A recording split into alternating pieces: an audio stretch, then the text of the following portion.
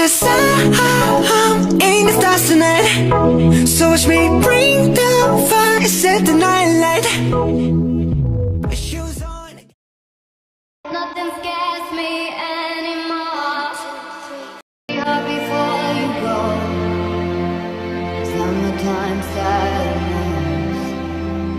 I just wanted you to know. Assalamualaikum warahmatullahi wabarakatuh. Perkenalkan, nama saya Olivia S. Abbas dengan NIM A50122032. Perkenalkan, nama saya Alia dengan NIM A50122026. Perkenalkan, nama saya Walmah Juljana dengan NIM A50122008. Kan nama saya Mafira Kalista Putri dengan NIM A50122040. Apa itu bimbingan dan konseling? Sebelum kita mengetahui apa itu bimbingan konseling, kita harus mengetahui dulu apa itu bimbingan dan apa itu konseling. Bimbingan merupakan proses pemberian bantuan oleh konselor kepada konseli agar dapat mencapai kemandiriannya. Sedangkan konseling yaitu hubungan antara konselor dan konseli dalam menyelesaikan masalah si konseli tersebut. Terus dia kalau bimbingan lebih kepada perubahan tingkah laku, sedangkan konseling dia lebih kepada penyelesaian masalah si konseli tersebut. Jadi, bimbingan dan konseling yaitu proses interaksi antara konselor dengan konseling secara langsung maupun tidak langsung untuk membantu si konseli mengembangkan potensi dalam dirinya ataupun memecahkan permasalahan yang dialaminya. Visi dan misi bimbingan dan konseling. Visi bimbingan dan konseling yaitu terwujudnya kehidupan kemanusiaan yang membahagiakan melalui tersedianya pelayanan bantuan dalam pemberian dukungan perkembangan dan pengentasan masalah agar peserta didik berkembang secara optimal, mandiri, mampu mengendalikan diri dan bahagia.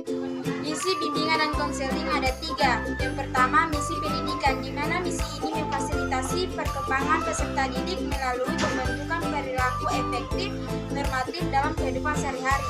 Yang kedua, misi pengembangan, di mana misi ini memfasilitasi pengembangan potensi dan kompetensi dari peserta didik, baik itu di lingkungan sekolah, keluarga, dan masyarakat.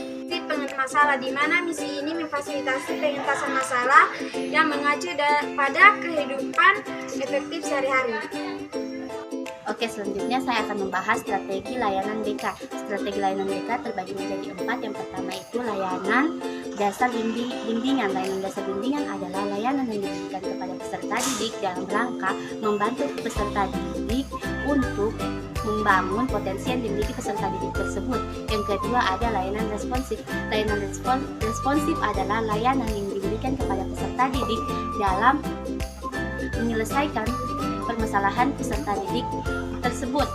Yang ketiga ada layanan perencanaan individual. Layanan perencanaan individual adalah untuk mempersiapkan masa depan peserta didik dengan melihat potensi yang dimiliki peserta didik itu sendiri. Yang keempat itu ada layanan lingkungan sistem, adalah kegiatan-kegiatan yang bertujuan untuk membantu staf atau personil BK dalam mengatasi masalah layanan dasar bimbingan, layanan dasar responsif, dan layanan dasar perencanaan individual.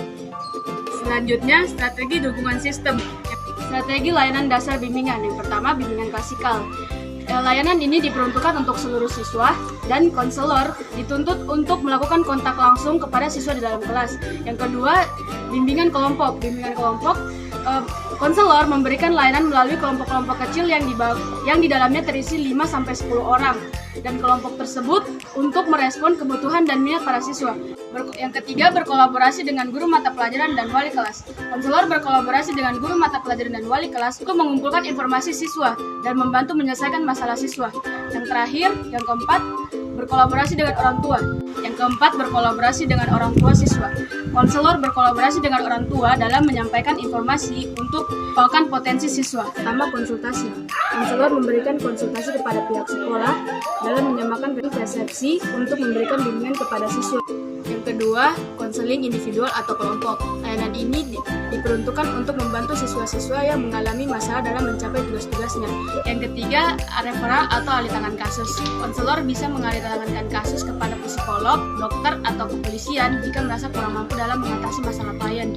Yang keempat, bimbingan teman sebaya. Layanan ini melibatkan siswa yang telah dibimbing oleh konselor untuk membantu menyelesaikan masalah siswa lainnya. Selanjutnya, strategi pelayanan perencanaan individual. Yang pertama, pelayanan individual atau kelompok. Konselor bersama siswa menganalisis dan menilai kemampuan, minat, atau hasil prestasi belajar siswa. Yang selanjutnya, individual or smart group assessment. Konselor memberikan nasihat kepada siswa untuk menggunakan dan memanfaatkan hasil penilaian tentang dirinya.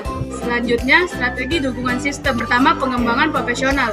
Konselor secara terus-menerus berusaha untuk mengupdate pengetahuan dan kemampuan dirinya melalui service, training, aktivitas dalam organisasi profesi, atau aktivitas dalam kegiatan ilmiah. Selanjutnya, pemberian konsultasi dan berkolaborasi. Konselor perlu melakukan konsultasi dan kolaborasi dengan guru, orang tua, staf, ataupun pihak institusi di luar sekolah. Cause I'm in the stars tonight. So watch me bring the fire, set the night light. Shoes on, get up in the mood, cup of milk, let's rock and roll. Kink out, the drum rolling like a rolling stone. Sing song when I'm walking home, jump up to the top of the brown.